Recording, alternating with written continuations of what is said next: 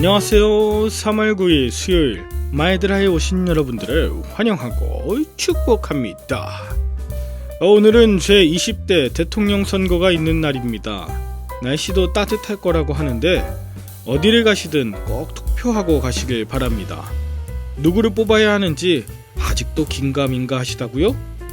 후보들의 정책과 공약집 꼭 보시고 누가 대한민국 대통령이 되어 나라를 이끌 만한 지도자인지 냉철하게 생각하셔서 투표에 임해주시고요.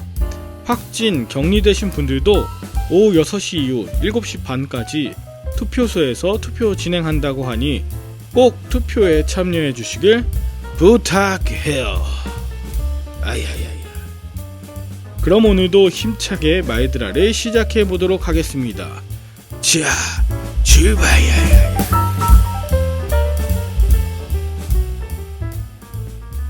오늘은 출애굽기 3장입니다. 출애굽기 3장에서는 하나님께서 미디안에서 모세를 만나주시는 장면에 대한 이야기가 나와요. 모세는 미디안에서 40년 동안 거주하면서 르우엘의 양떼를 치는 목자로 살고 있었어요. 그런데 어느 날 하나님은 불이 붙었으나 타지 않는 떨기나무를 통해 모세에게 말씀하십니다. 하나님은 오래전 아브라함에게 주신 언약대로 이스라엘 백성을 약속의 땅으로 인도하실 것이라고 말씀하시며 이 일을 위해 양을 치던 모세가 이스라엘을 인도하는 목자가 되길 원하십니다.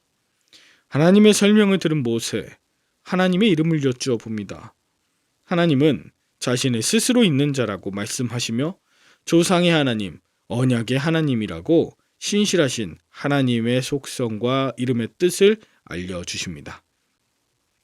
또한 바로의 반대가 있을 것이나 많은 재물을 받고 애굽을 떠나게 될 것도 미리 알려주셔요. 이것이 출애굽기 3장의 내용입니다.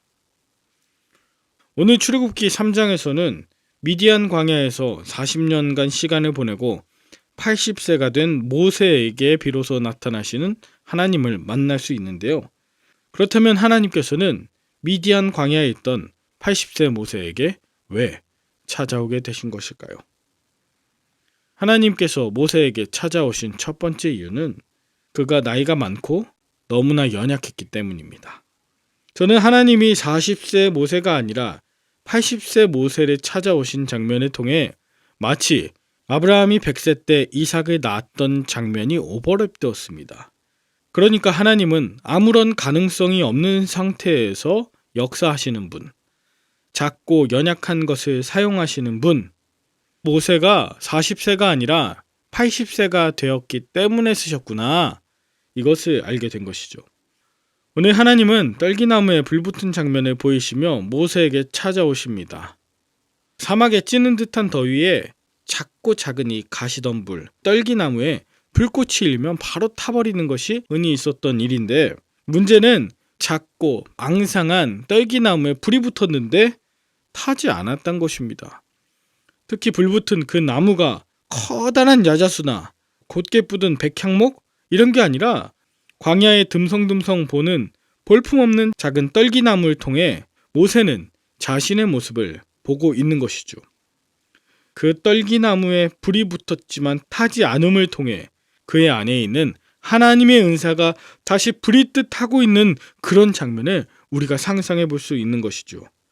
하나님은 그저 풀을 뜯던 그 장소가 거룩한 곳이 되어 신을 벗으라고 하십니다.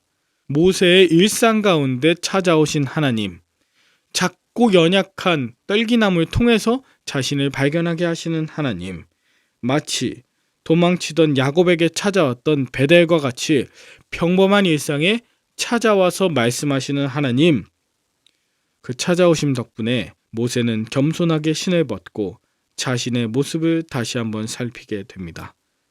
하나님은 모세가 너무나도 연약하고 겸손한 종이었기 때문에 쓰시는 거예요. 두 번째, 하나님은 하나님의 마음을 공감하는 자를 쓰시기 때문에 모세를 부르셨어요. 본문 속에서 하나님은 계속해서 내가 그들의 고통하는 신음소리를 들었고 그들을 괴롭히는 학대도 보았다라고 말씀하십니다. 이것은 40년 전 모세가 애굽에서 보았고 들었던 것입니다.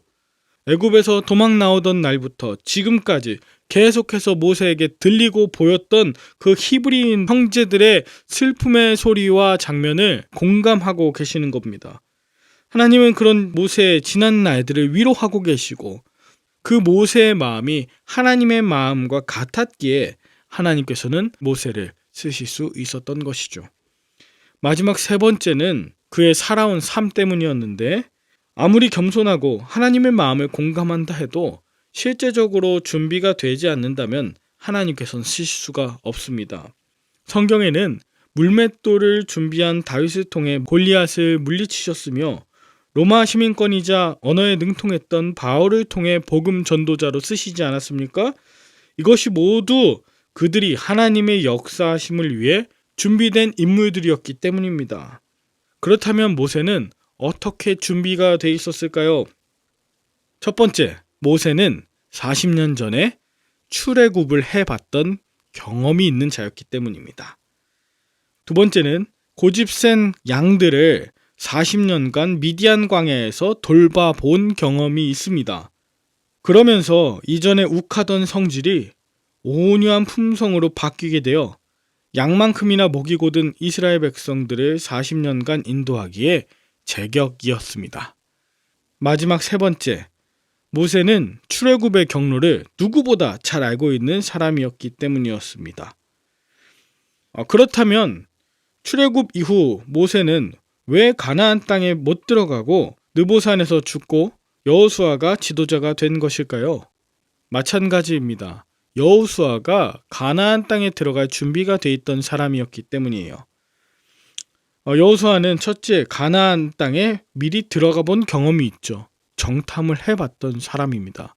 두 번째는 늘 모세 옆에서 백성들의 이야기를 듣고 또 하나님과 함께 기도했던 영적인 목양 실력이 있었던 사람이고, 마지막 세 번째는 가나안은 광야처럼 행군하는 곳이 아니라 정복 전투를 해야 하는 곳이기에 광야 전문가가 아니라 전쟁하는 리더, 전쟁하는 장군이 필요했기 때문에 여호수아가 리더가 되었던 것이죠.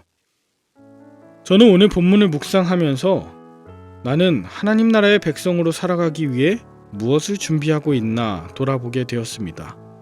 가장 감사한 것은 지금 마이드라를 통해서 말씀 전하는 일이 너무나 귀한 일이구나. 또한 과거에 섬겼던 교회들 모두 하나님의 은혜를 경험하게 하는 곳들이었고, 지금 사역하는 교회도 하나님께서 놀라운 은혜로 함께 하시는구나. 또한 앞으로도 하나님께서 함께하여 주시는 영원한 이름이 되실 것을 확신하기에 저 역시 감사하며 겸손해야겠다라고 다짐하게 됩니다. 그런 의미에서 떨기나무와 같은 인생, 불에 타 없어져도 모를 인생을 하나님께서 기억하여 주심에 감사합시다. 미디안에서 슬픔과 괴로움, 그리고 양떼를 돌보다 죽을 인생인데 그런 날에 잊지 않고 찾아와 주심에 감사합시다. 나는 스스로 있는 자야.